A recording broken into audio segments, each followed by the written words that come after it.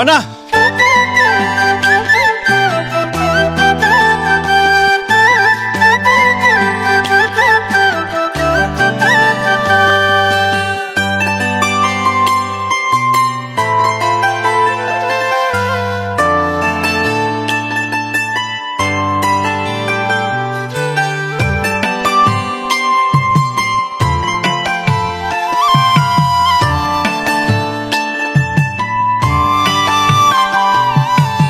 ব্যাপার শিমুল ভাই, আপনি এরকম হাঁপাইতেছেন কেন?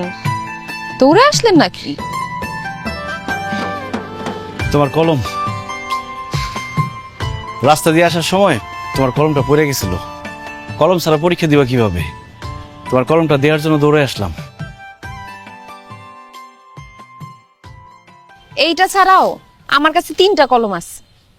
একটা কলমের জন্য এইভাবে পিছন থেকে ডাক দিয়া তো কুফা লাগাই দিলেন।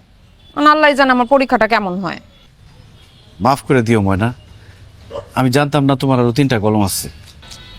ধ্যাৎ, ময়না আবার কি শিমুল ভাই?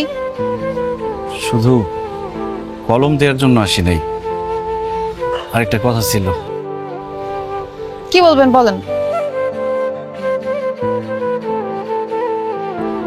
আরে বলেন কি বলবেন, আমার পরীক্ষা শুরু হয়ে যাবে, সময় নাই।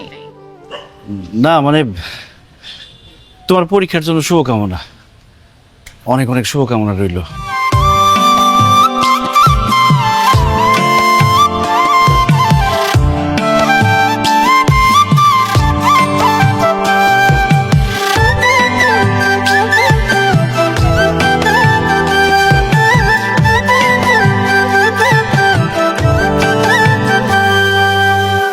ওই দুটি চোখে আমার নীল নীল আকাশ, তোর আশেপাশে যেন আমার বসবাস।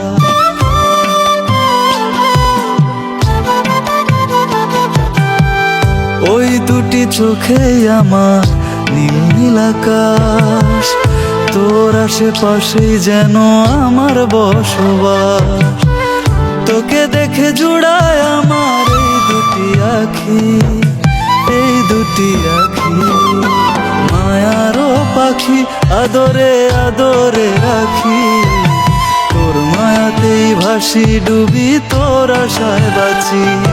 ওই চোখের মায়াতে বসে থাকি হারাতে, শূন্য করে আমায় ওরে দিস না রে পাখি।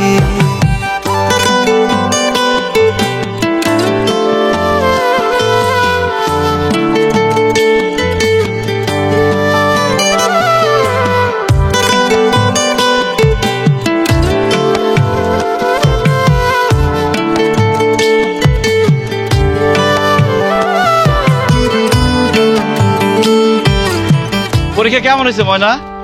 ভালো হয়েছে শিমুল ভাই। ভালো তো হইবই, তোমার পরীক্ষা যাতে ভালো হয় এই জন্য আমি দোয়া করছিলাম। জি না, আপনার দোয়ায় পরীক্ষা ভালো হয় নাই। সারা বছর বেশি করে পড়ালেখা করছি, ভালো মতো প্রিপারেশন নিছি, এর জন্য পরীক্ষা ভালো হয়েছে।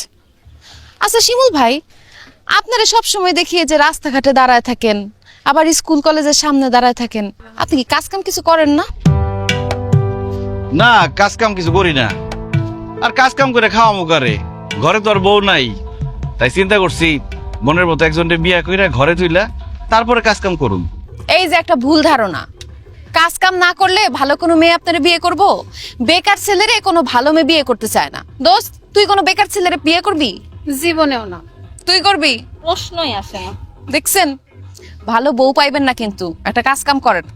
চল তোর সাথে বাঁধবো ওরে স্বপ্ন সুখের ঘর, মায়ায় বেঁধে রাখবো তোরে বুকের